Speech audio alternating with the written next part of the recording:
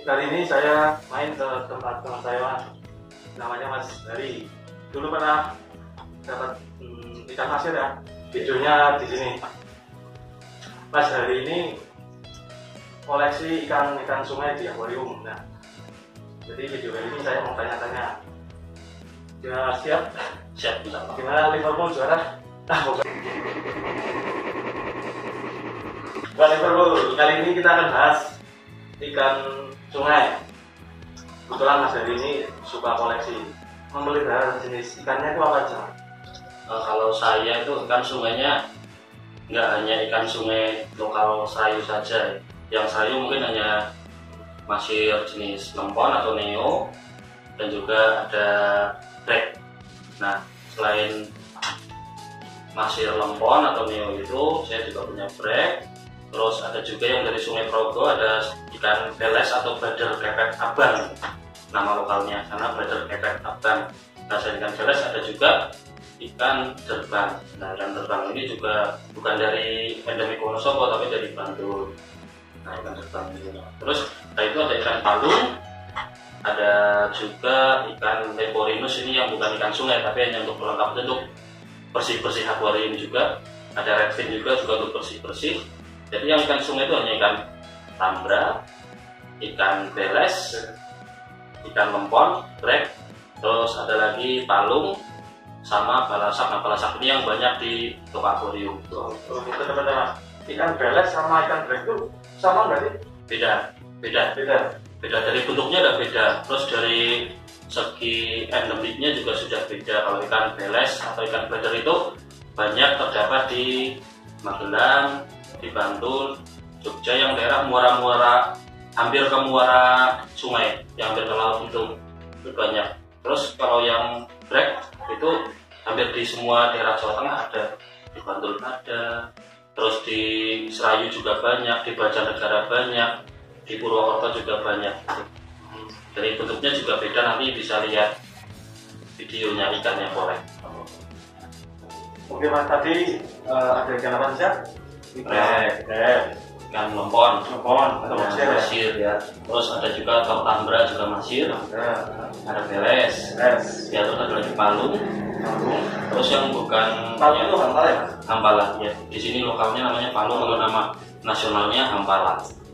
Nah, terus ada juga beberapa ikan-ikan hias seperti leporinus, balasa, terus ada juga redfin, itu hanya untuk pelengkap, untuk bersih-bersih aja di akuarium gitu. Terus tentunya kan dari semua jenis-jenis ikan tadi kan punya karakteristik mas. Iya. Karakternya beda-beda ya? Beda-beda. Boleh dijelasin karakternya? Oke. Boleh. Oke, dimulai dari yang pertama, yang endemis ini dulu ya mas ya.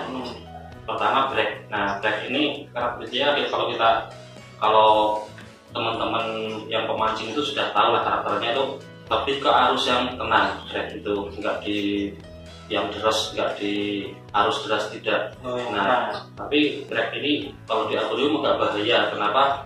Dia ibaratnya agak galak. Begitu dari sungai masuk akuarium, karantina pasti loncat gitu.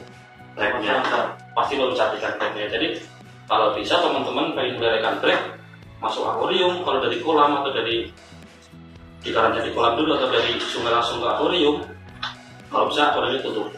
Dan tutupnya jangan pakai tutup yang kasar, karena nanti kalau breknya loncat itu bisa melukai tubuhnya. Jadi kalau bisa tutupnya kaca atau styrofoam, ya udah aja. Kalau tutupnya gimana mas? Rapat? Ya kalau bisa rapat, soalnya udara itu kan sudah dapat dari aerator dan dari overhead, dari rujukan itu ibaratnya, kalau belum bahasa Jawanya rujukan untuk pancurannya itu. Nah, itu rapat aja. Soalnya pernah teman saya sudah saya saranin tutup, dia udah tutup, ada lubang kecil lah, lubang kecil tuh breknya bisa itu ngincar lubang itu terus keluar, tahu-tahu udah mati, kan kasihan juga.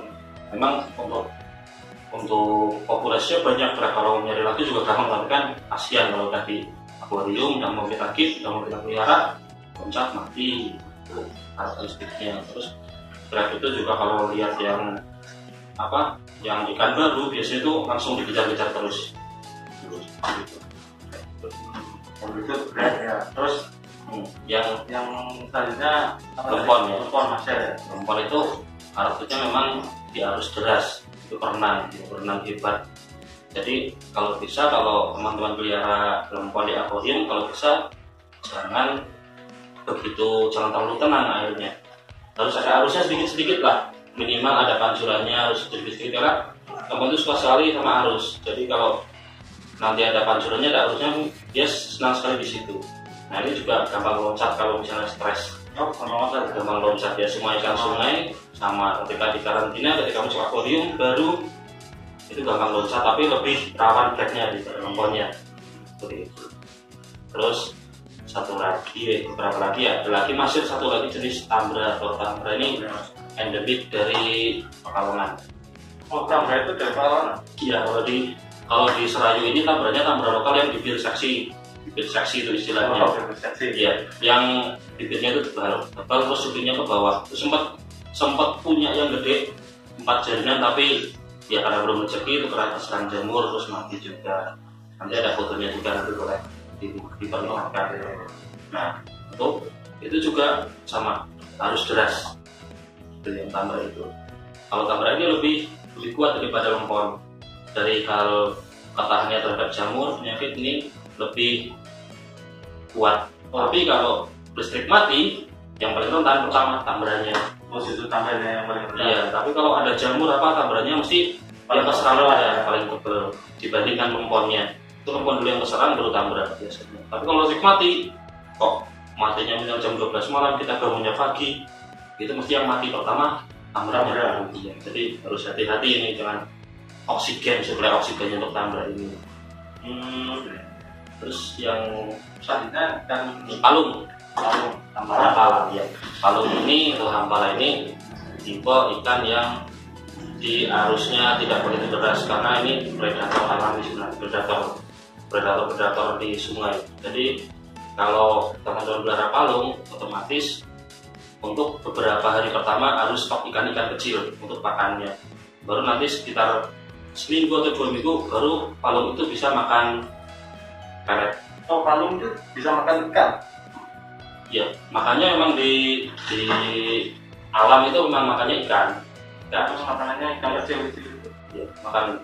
Kadang kalau palung yang sudah 4 jari itu biasanya makan endong, makan uceng gitu bisa. Tapi kalau palung kecil makannya makan ikan kecil, kayak gondok itu, terus ikan cere itu.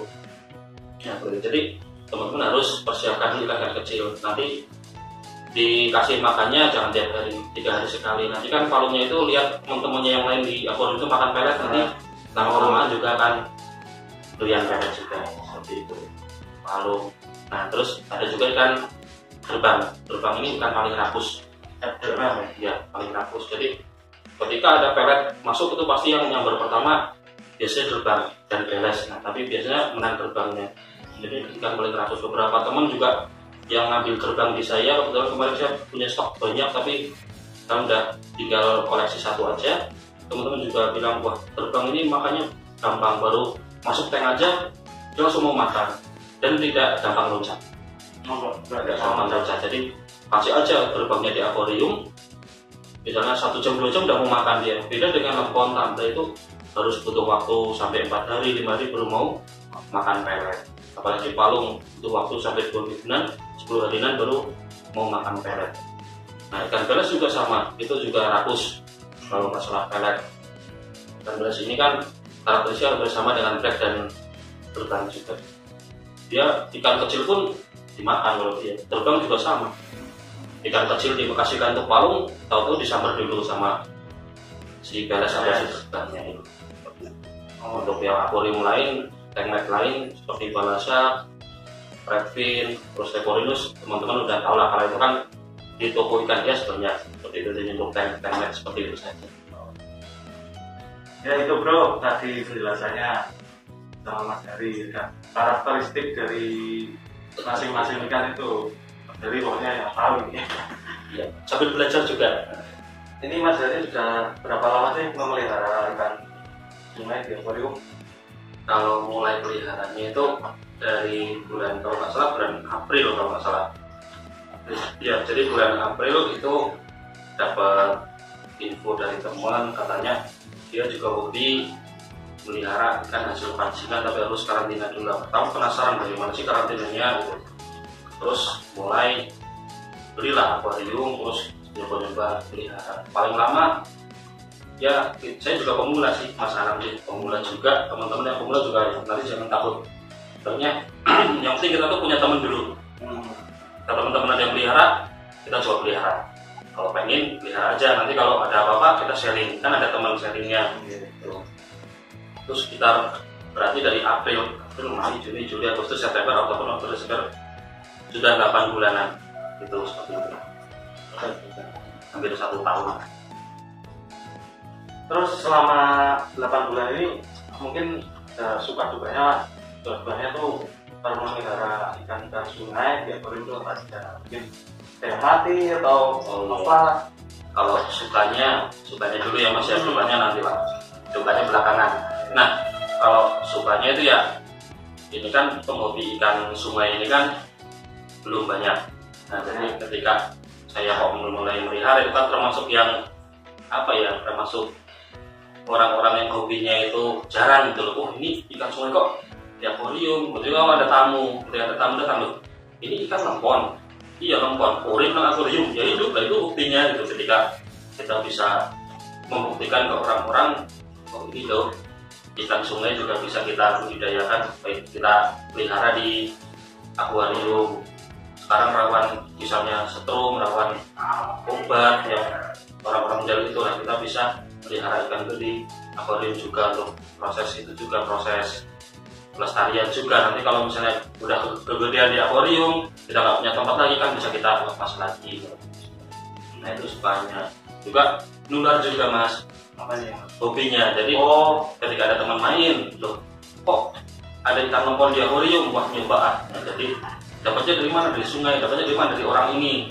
Kamu hubungin aja nanti dia punya. Gitu. Jadi nular, terus banyak juga hobinya. Sekarang di Wonosobo, di Banjar sudah banyak. Kalau di Banjar juga ada komunitas namanya Apartemen Masir Banjarnegara. Kalau yang lingkup nasional ada Masir Tank Indonesia. Dan dari situ juga kita bisa sharing-sharing. Banyak teman jelas. Itu sukanya. Dukanya itu kalau kita misalnya pernah ya Mas yang diupload di YouTube itu ya, channelnya Mas Anam yang saya dapat ikan gede itu ya. Itu kan sempat saya pelihara, saya selamatkan. Begitu dapat langsung saya kasih plastik, langsung saya lari pulang. Jadi saya cuma mancing waktu itu cuma setengah jam aja. Begitu nyeting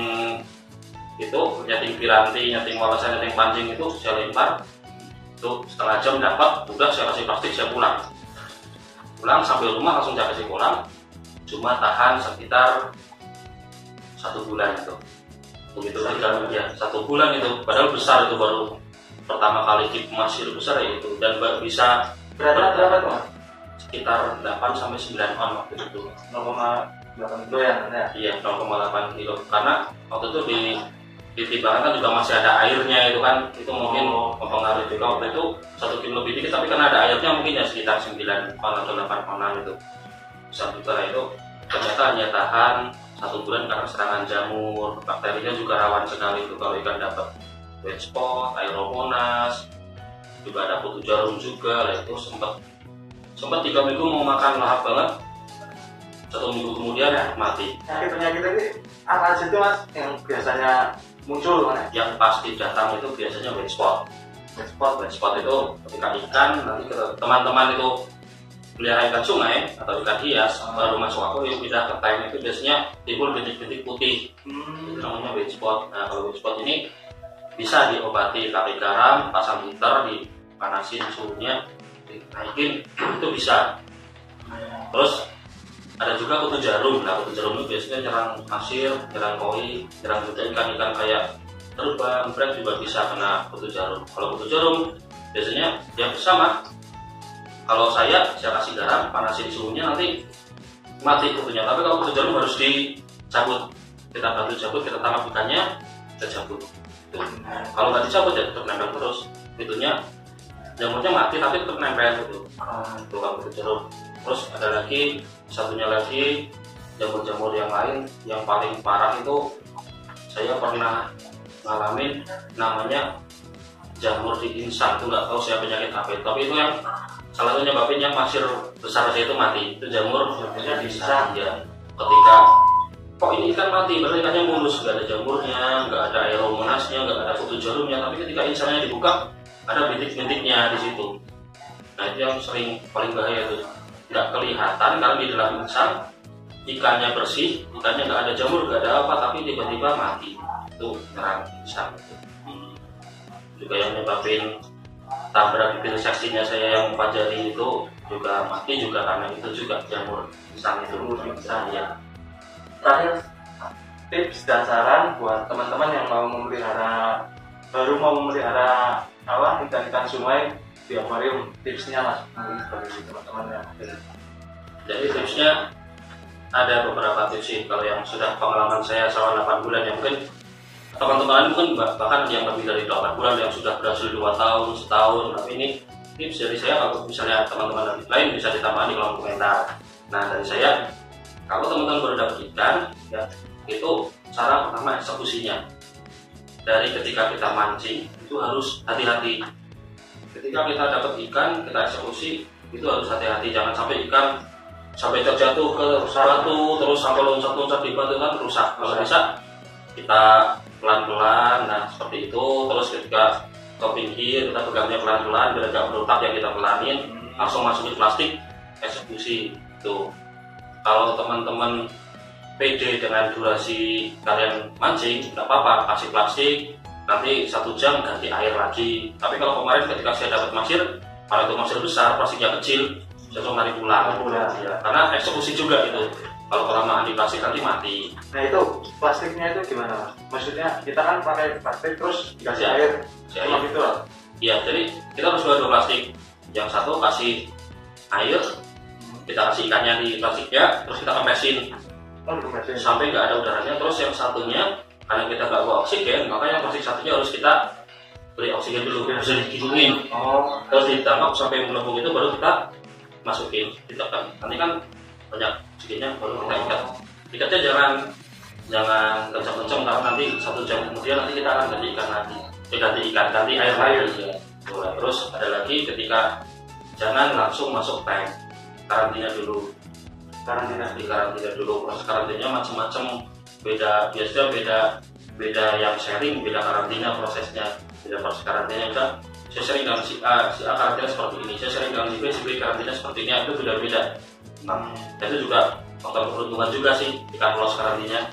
Bentar, mungkin teman-teman di sini belum paham karantina itu apa tuh? Sebenarnya karantina tuh prosesnya gimana? Jadi karantina itu adalah proses sterilisasi ikan dari penyakit sebelum masuk tank. Ya, jadi ketika ikan dari sungai langsung masuk tank, ya udah nanti nular semua ya. Iya. Jadi masuk dulu ke tank yang kecil atau tank yang kita sediakan untuk karantina di baskom atau di bak kecil, itu kita kasih garam, kita kasih liter selama 2 minggu. Intinya sterilisasi ya. Iya. Kayak dipisah dulu lah ya. Dipisah dulu. Ya memang tuh bisa dikatakan beja-bejanan gitu Mas. Soalnya kan ikan dari sungai, kondisi luka kena pancing, kondisi kena tangan kita entah itu ada kumannya atau apa, pegang ikan, nah itu beja-bejanan juga. Kadang 2 minggu kita udah siap, ikannya masih sehat, kita taruh di tank seperti itu. Dan pastikan tutup tanknya. Terus jangan sering-sering setting tank ketika ada ikan baru. Tuh, jadi ketika ada ikan baru, tangan kita kadang gatal nih, wah tank kita kurang cantik, kita kasih batu, kita kasih apa tuh, jangan dulu, tahan dulu, nunggu ikannya itu 1 bulan dulu, nunggu ikannya tenang dulu, baru kita setting tank seperti itu. Dan jangan sering nambah ikan gitu. Ketika ikan dapat, jangan langsung akuarium, karantina dulu, prosesnya bisa kita pelajari nanti. Apa yang harus kita karantina, suhunya harus berapa, pH-nya harus berapa, itu kita juga masih belajar kalau masalah itu. Itulah tadi ada penjelasan dari teman saya, Mas Hari, mengenai sih bagaimana memelihara ikan-ikan sungai, bagaimana cara yang baik. Mungkin bermanfaat bagi teman-teman semua. Komentar di bawah sini, koreksi tidak ada kesalahan dari kami mohon maaf. Oke, terima kasih Mas Bob. Ya. Terima kasih. Jangan lupa like, komen, dan subscribe. Wassalamualaikum warahmatullahi wabarakatuh.